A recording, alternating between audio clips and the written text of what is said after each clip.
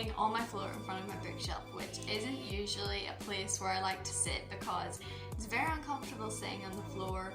But I am sitting on the floor in front of my bookshelf because I'm going to be doing the bookshelf time capsule tag. So I recently saw Peruse Project and Jessie the Reader doing this, but I have seen other people do it before, like a couple months before, and I thought it's a recent book tag, it's possibly trending, so why not have a go at it. Let's get into the bookshelf time capsule tag. So the very first question is, give an overview of your shelves, tell us where they're from. So these shelves are so old that whenever my mum got them, I was way too young to know where she got them and when she got them. So I don't actually know specifically where these were bought, probably somewhere like IKEA or something like that. It used to be a storage unit, so these little cubby holes were like filled with like little felt drawers that we used to store our toys in because it used to be kept in our playroom. And then once we moved house a couple of years ago, it got turned into my bookshelf, and it isn't the biggest bookshelf. It's pretty small because I'm not a person that goes out and buys books and like collects them. I prefer reading them at the library and borrowing books. I'd be more of a collector of collections because you get loads of books in the one collection. So that's why most of my bookshelf here is packed full of collections. I don't have a specific place from where I got it from, but I do remember that I've had it for a very long time. Question 2, what bookshelf is your favourite?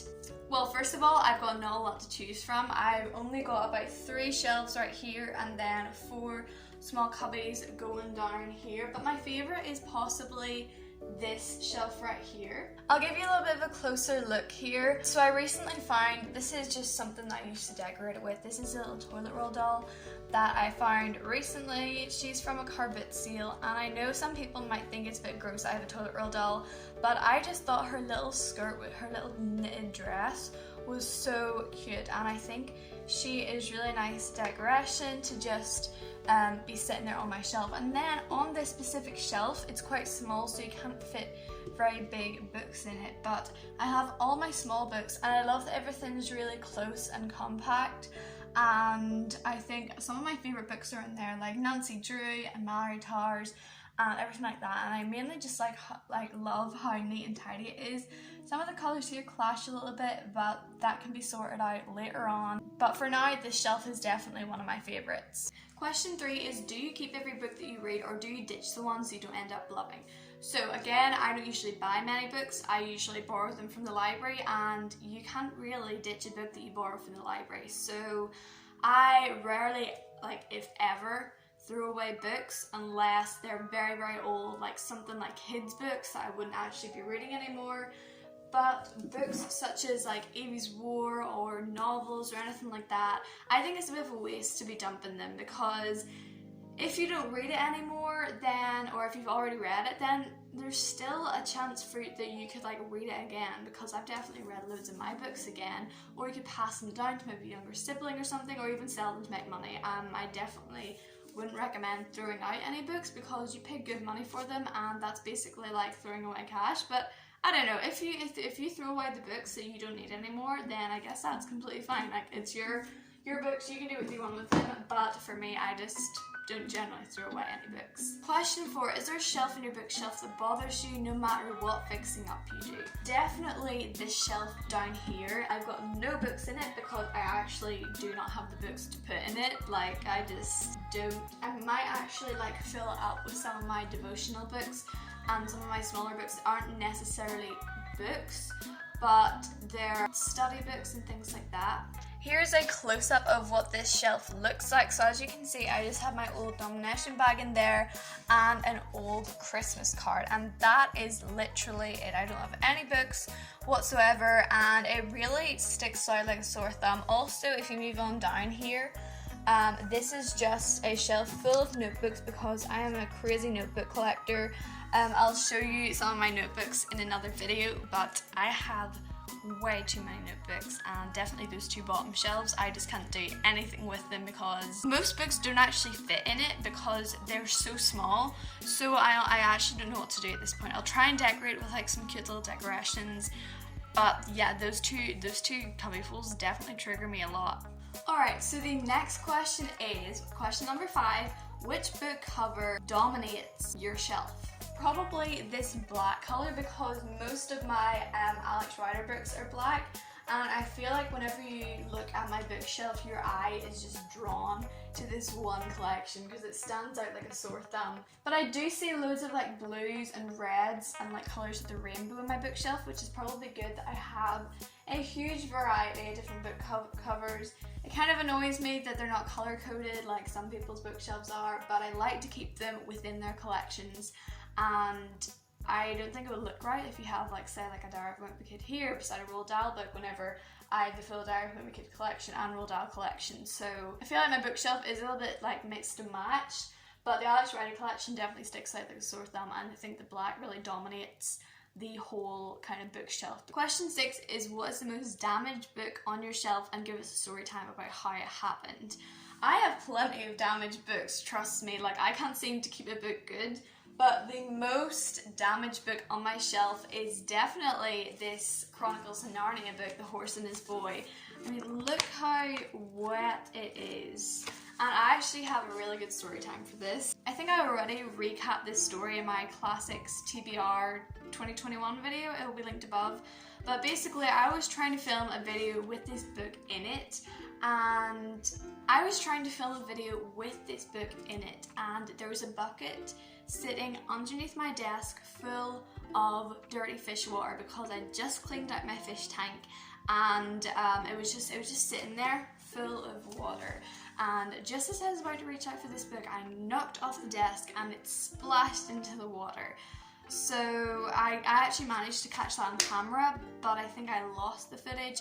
If I haven't, then I will definitely bring it up on the screen now. That was the first take of the video, which didn't actually end up going up. And then a couple of weeks later, I filmed that same video again, and I wanted to show that footage in the video. So I realised I had lost it, so I decided to remake it and throw the book into the bucket again and pretend that that was the footage from that past week. But that video never ended up going up either. And I have now got a very soggy and crumpled up book. Also, another book that is quite damaged is A Wrinkle in Time, and it may not look damaged, but it actually is like, it actually has a kind of fold on it, so like whenever you're reading it, it's not perfectly straight.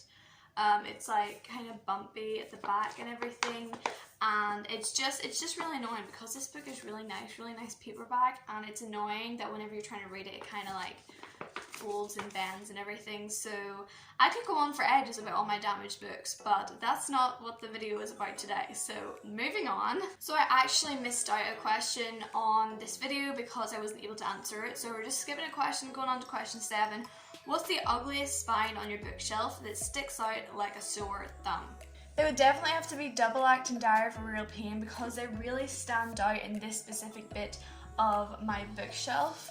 And like, look at that bright orange contrasting with that blue. Not a good colour. Also, my Alex Rider books, as I said, definitely stick out like a sore thumb because of the deep black colour, and the majority of my books have like a kind of like rainbow theme, whereas these are just like really dark coal black. And yes, they do have some colours on it, but they definitely stick out, maybe even more than Double Act and Diary of a Real Pain. To be honest, I don't really have a specific layout for my bookshelf, so a lot of my books do stick out like a sore thumb and they do not really go well together. But these were the books personally that my eye is always drawn to whenever I look at my bookshelf, which is very annoying. Question 8, what would your dream bookshelf look like? So I've written down a couple of bullet points here of what it might look like, and it would definitely have neon lights or fairy lights just like this one. It would have loads of books because this bookshelf doesn't have very many books on it and it doesn't really look the best. The fact that it has 0 books. It would also be floor to ceiling, so it would be a very big bookshelf, and it would have a ladder with wheels. So I'm thinking like Beauty and the Beast type bookshelves where you got like the ladder that goes along with wheels, and it's just very like fairy tale like. And it would also be modern, so it would be a modern twist on the Beauty and the Beast bookshelf, and it would have all my favorite books in it. What is the tallest book on your bookshelf? So all of my books are actually the same size, but I do have a really tall book that I own that I don't necessarily keep on my bookshelf. And it is the Guinness World Records 2021. I got this book for a complete bargain. Usually they're around £20 or so at a bookshop here in the UK, but I managed to get this bad boy for a £5 last year. And this is definitely a big beast of a book. I don't actually keep it on my bookshelf because it would not fit. I keep it next door in a little room with all the stuff I'm not exactly using right at this minute. But yeah, sometimes I do take it out and flick through it, and yeah, I'm really glad I was able to get it for the price that I did.